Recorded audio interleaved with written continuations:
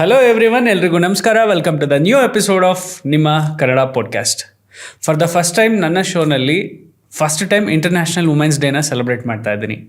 ಯಾವ ರೀತಿ ಅಂತ ಹೇಳಿದ್ರೆ, ಇವತ್ತು ನನ್ನ ಜೊತೆಗೆ ಒಬ್ಬರು ವಿಶೇಷವಾದ ಗೆಸ್ಟ್ ಇದ್ದಾರೆ. ಶಿ ಈಸ್ ನನ್ ಅದರ್ ದ್ಯಾನ್ ರೋಶ್ನಿ ಗೌಡ ಅಂತ ಹೇಳಿ. ಕರ್ನಾಟಕ ರಾಜ್ಯ ಸರ್ಕಾರಿ ನೌಕರರ ಮಹಿಳಾ ಸಂಘಟನೆ ಹೊಂದಿದೆ, ಅಖಿಲ ಕರ್ನಾಟಕ. ಆ ಸಂಘಟನೆಯ ರಾಜ್ಯಾಧ್ಯಕ್ಷೆ ರೋಶ್ನಿ ಗೌಡ ನಮ್ಮ ಜೊತೆ ಇದ್ದಾರೆ. ಈ ಒಂದು ಮಹಿಳಾ ದಿನಾಚರಣೆಯ ಪ್ರಯುಕ್ತ ನಾನು ಅವರನ್ನು ಸಂದರ್ಶನ ಮಾಡಲಿಕ್ಕೆ ಹೊರಟಿದ್ದೇನೆ. ಈ ವಿಷಯ ಏನಪ್ಪ ಅಂತ ಹೇಳಿದರೆ, ಎಷ್ಟೋ ಜನರಿಗೆ, ಮಹಿಳಾ ನೌಕರರಿಗೆ ಒಂದಷ್ಟು ಸಮಸ್ಯೆಗಳಿರ್ತವೆ.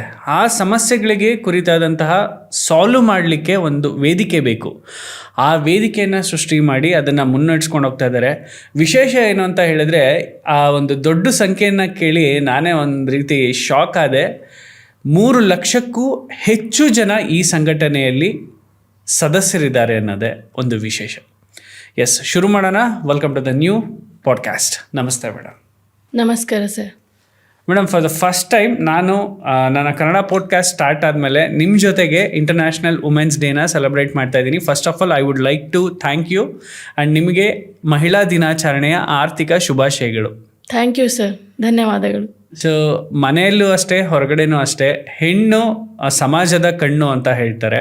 ಸೊ ಸಮಾಜದ ಕಣ್ಣು ಒಂದು ಹೆಣ್ಣು. ಆ ಹೆಂಗಸರಿಗೆ ಎಲ್ರಿಗೂ ಸೇರಿ ಒಂದು ನೌಕರರ ಸಂಘಟನೆಯನ್ನು ರಾಜ್ಯ ಮಟ್ಟದಲ್ಲಿ ನೀವು ಇವತ್ತು ಹುಟ್ಟಾಕಿ, ಸೊ ಆ ರಾಜ್ಯ ಮಟ್ಟದ ಒಂದು ಸಂಘಟನೆಯನ್ನು ಮುನ್ನಡೆಸ್ಕೊಂಡು ಹೋಗೋದಿದೆಯಲ್ಲ, ಅದು ಒಂದು ಬಹಳ ದೊಡ್ಡ ಟಾಸ್ಕ್. ಹೇಗೆ ಸಾಧ್ಯ ಆಯಿತು ಇವೆಲ್ಲ? ಹೇಗೆ ಶುರು ಆಗತ್ತೆ ನಿಮ್ಮ ಜರ್ನಿ ಅಂತ ಹೇಳಿ. ನಮ್ಮ ಜರ್ನಿ ಹೇಳಬೇಕು ಅಂತಂದರೆ, ನಾನು ಸರ್ಕಾರಿ ನೌಕರರಿಗೆ ಏನು ಸೇರಿದ್ನೋ ಡೇ 1ನಿಂದನೇ ನನಗೆ ಅನ್ನಿಸ್ತಾ ಇತ್ತು. ಯಾವಾಗ ನಾನು ಸರ್ಕಾರಿ ಸೇವೆಗೆ ಸೇರಿದ್ದೆ, 2009 ನಾನು ಸರ್ಕಾರಿ ಸೇವೆಗೆ ಸೇರಿದ್ದ ಸಮಯದಿಂದನೂ ಕೂಡ ನಾನು ನೋಡ್ತಾ, ನನ್ನ ವೃತ್ತಿ ಜೀವನದಲ್ಲಿ ದಿನ ನಾವೇನು ನೋಡ್ತಾ ಇರ್ತೀವಿ, ಮಹಿಳಾ ನೌಕರರಿಗೆ ಆಗ್ತಕ್ಕಂಥ ಒಂದು ಸಮಸ್ಯೆಗಳು, ಅವ್ರಿಗೆ ಆಗ್ತಕ್ಕಂಥ ಒಂದು ಒತ್ತಡ, ಅವ್ರಿಗೆ ಆಗ್ತಕ್ಕಂಥ ಕೆಲವೊಂದು ಕಿರುಕುಳಗಳು, ಇವೆಲ್ಲನೂ ನೋಡಿ ನನಗೆ ಅನ್ನಿಸ್ತಾ ಇತ್ತು, ಯಾಕೆ ನಾವು ಒಂದು ಮಹಿಳೆಯರ ಒಂದು ಸಮೂಹ, ಇಷ್ಟೊಂದು ದೊಡ್ಡ ಸಮೂಹ ನಾವು ಇದ್ದೀವಿ, 52% ನಾವು ಮಹಿಳಾ ನೌಕರರು ಇದ್ದೀವಿ, ಆದರೂ ಕೂಡ ನಾವು ಸಂಘಟಿತರಾಗಿಲ್ಲ, ಒಂದಾಗಿಲ್ಲ, ಒಗ್ಗಟ್ಟಿನಿಂದ ನಾವು ಇನ್ನೂ ಕೆಲಸ ಮಾಡ್ತಾ ಇಲ್ಲ ಅಂತ ಯೋಚನೆ ಮಾಡಿದವಾಗ ನನಗೆ ನಮ್ಮ ವೃತ್ತಿ ಜೀವನದಲ್ಲಿ ಸರ್ಕಾರಿ ನೌಕರರ ಸಂಘಕ್ಕೆ ನಾವು ನಮ್ಮ ವೃತ್ತಿ ಜೀವನದ ಜೊತೆಗೇ ನಾವು ಸಂಘಟನೆಯಲ್ಲಿ ತೊಡಗಿಸ್ಕೊಳ್ಬಹುದು ಅಂಥೇಳಿ ಗೊತ್ತಾಗಿದ ಮೇಲೆ ನಾನು ಸಂಘಟನೆಗೆ ಮೊದಲ ಬಾರಿಗೆ ಚುನಾವಣೆಯಲ್ಲಿ ಆಯ್ಕೆಯಾಗಿ ನೌಕರರ ಸಂಘಕ್ಕೆ ನಾನು ಪಾದಾರ್ಪಣ ಮಾಡಿದ ಮೇಲೆ ಅಲ್ಲಿ ನಾನು ನೋಡಬೇಕಾದ್ರೆ ನನಗನ್ನಿಸ್ತಾ ಇತ್ತು, ಮಹಿಳೆಯರಿಗೆ ಇಷ್ಟು ದೊಡ್ಡ ಸಂಘಟನೆಯಲ್ಲಿ, ಇಷ್ಟು ದೊಡ್ಡ ಸಂಘಟನೆ ಇದೆ, 100 ವರ್ಷದಿಂದನೂ ಕೂಡ ನಮ್ಮ ಸಂಘಟನೆ ಕೆಲಸ ಮಾಡ್ತಾ ಇದೆ. ರಾಜ್ಯ ಸರ್ಕಾರ ನೌಕರರ ಸಂಘದ ಹೆಸರಲ್ಲಿ ಬೃಹತ್ತಾಗಿ ಮತ್ತು ದೊಡ್ಡ ಮಟ್ಟದಲ್ಲಿ ಒಂದು ಸಂಘಟನೆ ಇದೆ. ಆ ಸಂಘಟನೆಯಲ್ಲಿ ಮಹಿಳೆಯರಿಗೆ ಎಲ್ಲೂ ಅವಕಾಶಗಳಿಲ್ಲ, ಯಾವುದೇ ರೀತಿಯ ಒಂದು ಭಾಗವಹಿಸಿಕೆ ಇಲ್ಲ, ಪಾರ್ಟಿಸಿಪೇಷನ್ ಮಾಡೋದಕ್ಕೂ ಕೂಡ ಅವರಿಗೆ ಅವಕಾಶಗಳು ಇರಲಿಲ್ಲ. ನಾನು ನೋಡಿದ ಮೇಲೆ ಆವಾಗ ನನಗನ್ನಿಸ್ತಾ ಇತ್ತು, ಯಾಕೆ ನಾವು ಇದನ್ನು ಮೊದಲ ಬಾರಿಗೆ ಸಂಘಟನೆ ಕಟ್ಟಬೇಕು ಅಂಥೇಳಿ ತಲೆಯಲ್ಲಿ ವಿಚಾರ ಬಂತು. ಅದನ್ನು ನಾನು ನನ್ನ ಸಹೋದ್ಯೋಗಿ ಮತ್ತು ನನ್ನ ಸ್ನೇಹಿತರಾಗಿರ್ತಕ್ಕಂಥ ಶ್ರೀಮತಿ ಶಶಿಕಲಾ ಅವ್ರ ಹತ್ರ ಹೇಳಿದವಾಗ, ಇನ್ನೂ ಅನೇಕ ಜನರ ಹತ್ರ, ನಾನು ಅನೇಕ ನೌಕರರ ಹತ್ರ, ಅನೇಕ ಜನಪ್ರತಿನಿಧಿಗಳ ಹತ್ರ, ಅನೇಕ ಸಾಹಿತಿಗಳ ಹತ್ರ, ಮಹಿಳಾ ಸಾಹಿತಿಗಳ ಹತ್ರ, ಮಹಿಳಾ ಚಿಂತನೆ ಏನು ಮಾಡ್ತಾರೆ ಅವ್ರ ಹತ್ರ ಈ ಒಂದು ಪ್ರಸ್ತಾಪವನ್ನು ಮಾಡಿದೆ. ಅನೇಕ ಜನರ ಜೊತೆ ಚರ್ಚೆಗಳನ್ನು ಮಾಡಿ, ಅನೇಕ ಜನರ ಜೊತೆ ನಾವು ಕೆಲವೊಂದು ಸಭೆಗಳನ್ನು ಕೂಡ ಮಾಡಿದ್ವಿ ಮತ್ತು ಅವರ ಅಭಿಪ್ರಾಯಗಳನ್ನು ಕೂಡ ಸಂಗ್ರಹಿಸಿದ್ವಿ. ಈ ಒಂದು ಬೃಹತ್ ಆಗಿರ್ತಕ್ಕಂಥ ಸಂಘಟನೆ ಇಲ್ಲಿ ನಮಗೆ ಮಹಿಳೆಯರಿಗೆ ಅವಕಾಶಗಳು ಇಲ್ಲ, ಆದರೆ ಅವಕಾಶಗಳು ಇಲ್ಲ ಒಂದು ಕಡೆ, ಆದರೆ ಇನ್ನೊಂದು ಕಡೆ ನಮ್ಮ ವೃತ್ತಿ ಜೀವನದ ಜೊತೆಗೆ ನಮ್ಮದೇ ಆಗಿರ್ತಕ್ಕಂಥ ಸವಾಲುಗಳು ಮತ್ತು ನಮ್ಮದೇ ಆಗಿರ್ತಕ್ಕಂಥ ಕೆಲವೊಂದು ಸಮಸ್ಯೆಗಳ ಜೊತೆಗೆ ಹೇಗೆ ನಾವು ಹೊಂದಾಣಿಕೆ ಮಾಡಬೇಕು, ಹೇಗೆ ಅದರಿಂದ ಹೊರಗಡೆ ಬರಬೇಕು, ಯಾವ ರೀತಿಯೆಲ್ಲ ರಕ್ಷಣೆಯನ್ನು ಪಡಬೇಕು ಅಂಥೇಳಿ ನಾವು ನೋಡಿ ಮತ್ತೆ ಅದನ್ನು ಒಂದು ಸಂಘಟನೆ ರೂಪದಲ್ಲಿ ತೊಗೊಂಡು ಬರಬೇಕು, ಒಂದು ವೇದಿಕೆಯನ್ನು ಅವರಿಗೆ ಸೃಷ್ಟಿ ಮಾಡಬೇಕು ಮತ್ತು ಒಂದು ಧ್ವನಿಯಾಗಿ ನಿಲ್ಲಬೇಕು. ಇವರು ಎಲ್ಲರಿಗೂ ಕೂಡ ನನ್ನನ್ನು ಹಿಡ್ಕೊಂಡು ಮೊಟ್ಟ ಮೊದಲ ಬಾರಿಗೆ ನನ್ನನ್ನೇ ನಾನು ಕೂಡ ಒಂದು ಸರ್ಕಾರಿ ನೌಕರಳಾಗಿ ಏನು ಕೆಲಸ ಮಾಡ್ತಾಯಿದ್ದೀನಿ, ನಾನು ಎದುರಿಸ್ತಕ್ಕಂಥ ಸಮಸ್ಯೆಗಳು, ಸವಾಲುಗಳು ಮತ್ತು ನನಗೆ ಬೇಕಾಗಿರ್ತಕ್ಕಂಥ ಯಾವುದಾದ್ರೂ ರಕ್ಷಣೆಗೋಸ್ಕರ ಅಂಥೇಳಿ ನಾವು ಅಂದ್ಕೊಂಡವಾಗ ನಂತರನೇ ಅನೇಕ ಮಹಿಳಾ ನೌಕರರು ಕೂಡ ಇದ್ದಾರೆ. ಇಲ್ಲಿ ಎಷ್ಟೋ ಜನರಿಗೆ ಯಾವ ರೀತಿಯಲ್ಲಿ ತಮ್ಮ ಸಮಸ್ಯೆಗಳನ್ನು ಹೋಗಿ ಹೇಳ್ಕೊಳ್ಬೇಕು ಅಂಥೇಳಿ ಗೊತ್ತಾಗೋದಿಲ್ಲ, ಎಲ್ಲಿ ಹೇಳ್ಕೋಬೇಕು ಅಂತ ಕೂಡ ಕೆಲವೊಂದು ಸಲ ಅರ್ಥ ಆಗಲ್ಲ.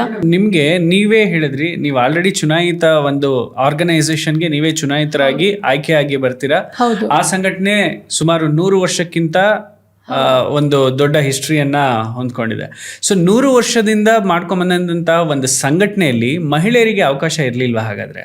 ಹೌದು, ಇರಲಿಲ್ಲ. 100 ವರ್ಷದಿಂದ ಆ್ಯಕ್ಚುಲಿ ಹೇಳಬೇಕು ಅಂತಂದರೆ ಆ ಸಂಘಟನೆ ಕೂಡ ಮೇರಿ ದೇವಾಸಿ ಅಂತಕ್ಕಂಥ ಒಬ್ಬ ಮಹಿಳೆಯಿಂದ ಶುರುವಾಗಿರ್ತಕ್ಕಂಥ ಸಂಘಟನೆ. ಒಬ್ಬ ಮಹಿಳೆ ಅವರು ದಿಟ್ಟವಾಗಿ 100 ವರ್ಷದ ಹಿಂದೆಯೇ ಆ ಸಂಘಟನೆಯನ್ನು ಕಟ್ಟಿದರು.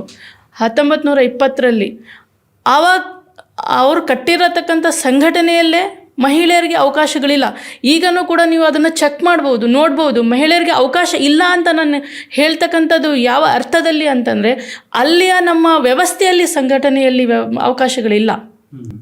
ಅಂದರೆ ನೀವು ಏನೆಲ್ಲ ಚಾಲೆಂಜಸ್ನ ಫೇಸ್ ಮಾಡ್ತಾ ಇರ್ತೀರಿ ಪ್ರತಿನಿತ್ಯ ಸರ್ಕಾರಿ ನೌಕರರು, ಅದು ಎಸ್ಪೆಷಲಿ ಮಹಿಳೆಯರು? ಎಸ್ಪೆಷಲಿ ಮಹಿಳೆಯರು ನಾವು ನಮ್ಮ ಏನು ದಿನನಿತ್ಯದಲ್ಲಿ ನಾವು ಕೆಲಸ ಮಾಡಬೇಕಾಗಿರ್ತಕ್ಕಂಥ ಸಂದರ್ಭಗಳಲ್ಲಿ ಎಷ್ಟು ಸಮಸ್ಯೆಗಳು ನಾವು ಎದುರಿಸ್ತೀವಿ ಅಂತಂದರೆ, ಮಹಿಳಾ ನೌಕರರಿಗೆ ಸಮಸ್ಯೆಗಳಂತ ತಗೊಂಡವಾಗ ಸರ್ಕಾರಿಯ ಕಚೇರಿಯಲ್ಲಿ ನಡೀತಕ್ಕಂಥ ಸಮಸ್ಯೆಗಳು ಬೇರೆ, ವೈಯಕ್ತಿಕ ಸಮಸ್ಯೆಗಳು ಬೇರೆ, ಕೌಟುಂಬಿಕ ಸಮಸ್ಯೆಗಳು ಬೇರೆ, ಸಾಮಾಜಿಕ ಸಮಸ್ಯೆಗಳು ಬೇರೆ. ಈ ಇಷ್ಟು ಸಮಸ್ಯೆಗಳ ಮಧ್ಯದಲ್ಲಿ ನಾವು ಒಬ್ಬರು ಸರ್ಕಾರಿ ನೌಕರರಾಗಿ ನಾವು ಅಲ್ಲಿ ನಿಂತವಾಗ ಒಂದು ಕಚೇರಿಯಲ್ಲಿ ಕೆಲಸ ಮಾಡಬೇಕಾದ್ರೆ ನಾವು ಅಲ್ಲಿ ಏನಾಗ್ತದೆ, ಮೊಟ್ಟ ಮೊದಲ ಬಾರಿಗೆ ಕಿರುಕುಳಕ್ಕೆ ನಾವು ಒಳಪಡ್ತೇವೆ, ತಾರತಮ್ಯಗೆ ಒಳಪಡ್ತೇವೆ. ಆಮೇಲೆ ಬಿಡಿ ಹೆಣ್ಮಕ್ಳು ಯಾಕೆ ಇವರಿಗೆ ಈ ಕೆಲಸ ಕೊಡಬೇಕು, ಇರಲಿ ಬಿಡಿ ಅವ್ರಿಗೆ ಯಾವುದೋ ಒಂದು ಸಣ್ಣ ಪುಟ್ಟ ಕೆಲಸ ಕೊಟ್ಟು ಸುಮ್ಮನೆ ಬಿಟ್ಬಿಡಿ ಅನ್ನೋ ಥರ ಇದಾಗುತ್ತೆ. ಅದೊಂಥರ ನನಗೇನು ಅನಿಸುತ್ತೆ ಅಂದರೆ, ಅದೊಂದು ಏನು ಹೇಳಬೇಕು ಅಂತಂದರೆ ಕೀಳ್ಮಟ್ಟದಲ್ಲಿ ನೋಡ್ತಾರೆ ಅಂತಕ್ಕಂಥ ಒಂದು ನಮ್ಮ ಆತ್ಮವಿಶ್ವಾಸ ಕೂಡ ಕುಗ್ಗುತ್ತೆ ಆ ಒಂದು ಸಂದರ್ಭದಲ್ಲಿ. ಇವರು ಹೆಣ್ಮಕ್ಳು ಅಂಥೇಳಿ ಇದು ಮಾಡೋದಾಗಲಿ, ಆಮೇಲೆ ಒಂದು ಹೆಣ್ಮಕ್ಳು ಅಂಥೇಳಿ ಯಾವುದೇ ರೀತಿಯ ಬಡ್ತಿ ವಿಚಾರದಲ್ಲಿನೂ ಕೂಡ ಕೆಲವೊಂದು ಸಲ ಆ ಥರ ಬಹಳಷ್ಟು ಸಮಸ್ಯೆಗಳಾಗ್ತವೆ. ಆಮೇಲೆ ಪುರುಷ ನೌಕರರಿಂದ ಅಲ್ಲಿ ಕಿರುಕುಳಗಳಾಗ್ತವೆ. ಅವರು ಕೆಲವೊಂದು ದೌರ್ಜನ್ಯಗಳು ಮಾಡ್ಬೋದು, ಕೆಲವೊಂದು ಕಿರುಕುಳಗಳನ್ನು ಕೊಡ್ಬೋದು ಹೆಣ್ಮಕ್ಳಿಗೆ. ಆ ಟೈಮಲ್ಲಿ ನಮಗೆ ಧ್ವನಿ ಇಲ್ಲ. ಆ ಟೈಮಲ್ಲಿ ನಮಗೆ ಎಲ್ಲೂ ಕೂಡ ಒಂದು ಬಲಿಷ್ಠವಾಗಿರ್ತಕ್ಕಂಥ ಒಂದು ಧೈರ್ಯ ಇಲ್ಲ. ಯಾವುದೋ ಒಂದು ರೀತಿಯಲ್ಲಿ ನಾವು ಹೋಗಬೇಕು, ಮಹಿಳಾ ನೌಕರರು ಎಲ್ಲಿ ಹೋಗಿ ನಮ್ಮ ನೋವನ್ನು ಹೇಳ್ಕೊಳ್ಬೇಕು ಅಂತಕ್ಕಂಥ ಒಂದು ದಾರಿ ಕಾಣದೇ ಇದ್ದ ಸಂದರ್ಭದಲ್ಲಿ ನಮಗೆ ಅನಿಸಿತ್ತು ಇದನ್ನು ಮಾಡಬೇಕು ಅಂಥೇಳಿ. ನಾವು ಎಲ್ಲ 100 ಇಲಾಖೆಯಿಂದ 100 ಜನ ಮಹಿಳೆಯರು ಇದನ್ನು ಸೇರಿ ಮಾಡಿರೋದು. ಓಕೆ, ಸೊ ಈ ಒಂದು ಮಹಿಳಾ ಸಂಘಟನೆ ಏನಿದೆ ಇದು ರೋಶ್ನಿ ಗೌಡದಿಂದ ಆಗಿದ್ದಂತ ಸಂಘಟನೆ ಅಲ್ಲ? ಇಲ್ಲ ಇಲ್ಲ ಇಲ್ಲ, ಎಲ್ಲ ಒಗ್ಗೂಡಿ ಎಲ್ಲ ಸಂಘಟನೆಗಳು ಇದೇ ರೀತಿ. ಅಂದ್ರೆ ನಿಮ್ಮ ರಾಜ್ಯ ನೌಕರರ ಸಂಘ ಈಗ ಆಲ್ರೆಡಿ ಏನಿತ್ತೋ ಆ ಸಂಘಟನೆಗಳು ಕೂಡ ಎಲ್ಲ ಒಂದು ಸರ್ಕಾರಿ ಇಲಾಖೆಗಳ ಪ್ರತಿನಿಧಿಗಳು ಕೂಡ ಅಂದ್ರೆ ನೌಕರರು ಕೂಡ ಸೇರಿ ಸ್ಥಾಪಿಸಲ್ಪಟ್ಟಿದ್ದಲ್ವಾ? ಹೌದು ಹೌದು. ನಮ್ಮ ಹತ್ರ 80 ಇಲಾಖೆಗಳು ಇದಾವೆ ಅಂತಂದ್ರೆ ಅಲ್ಲಿಂದ ರಿಪ್ರೆಸೆಂಟೇಟಿವ್ ಆಗಿ ಬಂದಿದ್ದವರು 9 ಜನ ಹೆಣ್ಮಕ್ಳು ಮಾತ್ರ, 5 ಜನ, 2 ಆ ಥರ ಬರ್ತಾರೆ. ಆದರೆ ನೋಡ್ಬೇಕಂತಂದ್ರೆ 50% ಬರಬೇಕು, ಆದರೆ ಎಲ್ಲೂ ಬರೋಕ್ಕೆ ಅವಕಾಶಗಳಿಲ್ಲ. ನೀವು ಕಳೆದ ಸಂಘಟನೆಯಲ್ಲಿ ಇದ್ದಾಗ ಆ ಸಂಘಟನೆಯಲ್ಲಿ ನೀವು ಏನು ಚಾಲೆಂಜಸ್ನ ಫೇಸ್ ಮಾಡ್ತಾ ಇದ್ವಿ? ಬೀಯಿಂಗ್ ಅ ವುಮೆನ್ ಏನು ಚಾಲೆಂಜಸ್ನ ಫೇಸ್ ಮಾಡ್ತಾಯಿದ್ದೆ ಅಂತಂದರೆ, ಈಗ ನಮಗೆ ಫಸ್ಟ್ ಆಫ್ ಆಲ್ ನಮ್ಗೆ ಏನು ಅನಿಸುತ್ತೆ ಅಂತಂದರೆ, ಯಾವುದೇ ಟೇಬಲ್ ಡಿಸ್ಕಷನಲ್ಲಿ ನಮ್ಮನ್ನು ಅವರು ಕನ್ಸಿಡರ್ ಮಾಡೋದಿಲ್ಲ. ಯಾವುದಾದ್ರೂ ಮಹತ್ವದ ನಿರ್ಧಾರಗಳನ್ನು ತಗೊಳ್ಬೇಕಾದ್ರೆ ನಮ್ಮ ಜೊತೆ ಅವ್ರು ಡಿಸ್ಕಷನ್ ಮಾಡೋದಿಲ್ಲ. ಆ ಟೈಮಲ್ಲಿ ನಮಗೇನು ಅನ್ನಿಸುತ್ತೆ ಅಂತಂದರೆ, ಅಂದರೆ ನಾವು ಸುಮ್ಮನೆ ಒಂದು ಮಹಿಳಾ ಪದಾಧಿಕಾರಿಗಳಾಗಿ ಇರಬೇಕೇ ಹೊರತಾಗಿ ನಮ್ಮ ಒಂದು ಯಾವುದೇ ಪಾತ್ರ ಅಲ್ಲಿ ಇರೋದಿಲ್ಲ. ಮೇಲ್ ಡಾಮಿನೇಷನ್ ಇರುತ್ತೆ. ನೀವು ಏನಾದರೂ ಅದನ್ನು ರೈಸ್ ಮಾಡಿದರೆ ಮಾರನೇ ದಿವಸದಿಂದ ನಿಮ್ಮನ್ನು ನೋಡೋ ರೀತಿಗಳು ಬೇರೆ ಬೇರೆ ಥರ ಇರುತ್ತೆ. ಇವರು ವೈಸ್ ರೈಸ್ ಮಾಡಿದ್ದಾರೆ, ನಾಳೆಯಿಂದ ಅವ್ರನ್ನ ಸ್ವಲ್ಪ ದೂರ ಇಡಿ, ಅವ್ರನ್ನ ಏನಾದರೂ ಮಾಡಿ ಸ್ವಲ್ಪ ಏನೋ ಹೇಳ್ತೀವಿ ಕುಗ್ಸಿ, ಮತ್ತು ಬೇರೆ ಬೇರೆ ರೀತಿಯಲ್ಲಿ ಅವ್ರನ್ನ ಟಾರ್ಗೆಟ್ ಮಾಡಿ, ಬೇರೆ ಬೇರೆ ರೀತಿಯಲ್ಲಿ ಅವ್ರನ್ನ ಒಂದು ಏನು ಹೇಳ್ತೀವಿ ಅವಕಾಶಗಳನ್ನು ಕೊಡದೇ ಇರೋದು.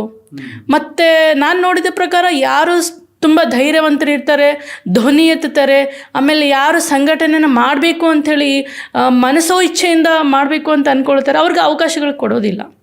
ಸೊ ಹಾಗಾಗಿ ನೀವೆಲ್ಲರೂ ಸೇರಿಕೊಂಡು ಒಂದು ಪ್ಲ್ಯಾನ್ ಮಾಡಿ ಒಂದು ಸಂಘಟನೆನ ಸ್ಥಾಪಿಸಿದ್ರಿ. ಹೌದು. Thanks for watching this wonderful episode. So ಇದೇ ರೀತಿ ಪ್ರತಿಯೊಂದು ಎಪಿಸೋಡನ್ನು ಕೂಡ ವಿನೂತನವಾಗಿ ವಿಶೇಷವಾಗಿ ನಿರ್ಮಾಣ ಮಾಡ್ತಾ ಇದ್ದೇವೆ. ಇದಕ್ಕೆ ನಿಮ್ಮೆಲ್ಲರ ಸಹಕಾರನೂ ಇರಲಿ. ತಪ್ಪದೇ ಸಬ್ಸ್ಕ್ರೈಬ್ ಮಾಡಿ ಕನ್ನಡ ಪಾಡ್ಕಾಸ್ಟ್. ಹಾಗೆ ಈ ವಿಡಿಯೋ ನಿಮಗೆ ಇಷ್ಟ ಆದರೆ ಮಿಸ್ ಮಾಡದೆ ಶೇರ್ ಮಾಡಿ and don't miss to like our episodes. Thanks for watching. Subscribe ಮಾಡಿ ಆ್ಯಂಡ್ ಬೆಲ್ ಐಕಾನ್ನ ಕ್ಲಿಕ್ ಮಾಡಿ so that every episode is gonna be notified. Keep watching. Spread smile forever.